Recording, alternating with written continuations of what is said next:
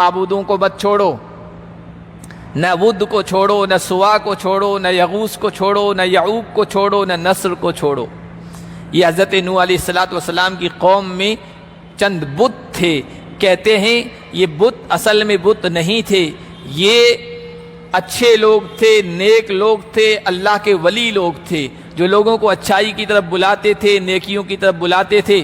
جب ان کا انتقال ہو گیا تو لوگوں کو ان کی یاد ستانے لگی، تو شیطان نے ان کو پٹی پڑھائی۔ یہ بخاری شریف کی روایت ہے، شیطان نے ان کو پٹی پڑھائی کہ یہ اولیاء اللہ تھے، تمہیں ان کی یاد ستاتی ہے، یہ تمہیں نیکی کی طرف بلاتے تھے، برائیوں سے بچاتے تھے، تم ایسا کرو کہ ہمیشہ ان کی یاد آتی رہے اور تمہارے اندر نیکی کا جذبہ آتا رہے۔ شیطان بھی بہت چالاک ہے، شیطان تو شیطان ہے، وہ کس طرح کس کو گمراہ کرنا ہے وہ اسی طرح گمراہ کرتا ہے۔ کسی عالم سے یہ کہہ کر اس کو گمراہ نہیں کرے گا کہ تو زنا کر لے، کیونکہ وہ جلدی زنا کے قریب نہیں جائے گا، اس کو تو تکبر میں ڈالے گا، میں اتنا بڑا عالم، میں اتنا بڑا مفسر، تکبر، دوسرے مطلب ہر ایک کو گمراہ کرنے کا الگ الگ راستہ ہوتا ہے شیطان کے۔ تو شیطان نے پٹی بڑھائی، نیک لوگ تھے، ان کی یاد آنی چاہیے، نیکیوں کا جذبہ ابھرے گا۔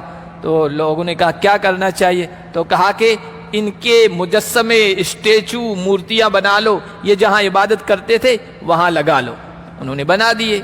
ان مورتیوں کی یا مجسموں کی عبادت نہیں ہوتی تھی، پوجا نہیں ہوتی تھی، لیکن وہ نسل چلی گئی، دوسری نسل آئی تو انہوں نے ان کے سامنے ادب سے کھڑا ہونا شروع کر دیا۔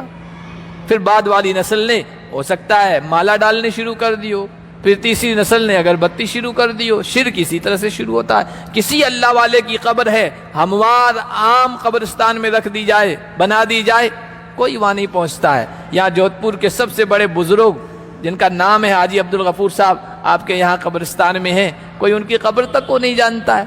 کتنے اللہ والے تھے، کوئی قبر کو نہیں جانتا ہے۔ کیوں؟ نہ کسی نے اس پر جھنڈی گاڑی، نہ اس قبر کو پختہ بنایا، نہ اس پر کوئی چادر چڑھائی، تو عام قبرستانوں کی طرح، قبروں کی طرح پڑی ہے۔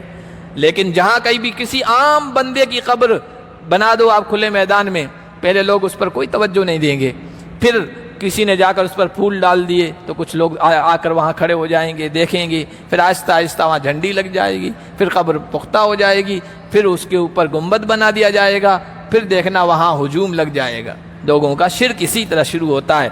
تو یہ جو شرک ہوا نا، یہ اللہ کے 5 برگزیدہ بندے تھے۔ شیطان نے پٹی بڑھائی ان کے مجسمہ بنا دو، پھر آئندہ آنے والے نسلوں کو تو یہ بھی پتہ نہیں کہ یہ کون تھے اور یہ مجسمے کیوں بنائے گئے تھے، صرف یادگار کے لیے بنائے گئے تھے، لیکن آگے شرک شروع ہو گیا۔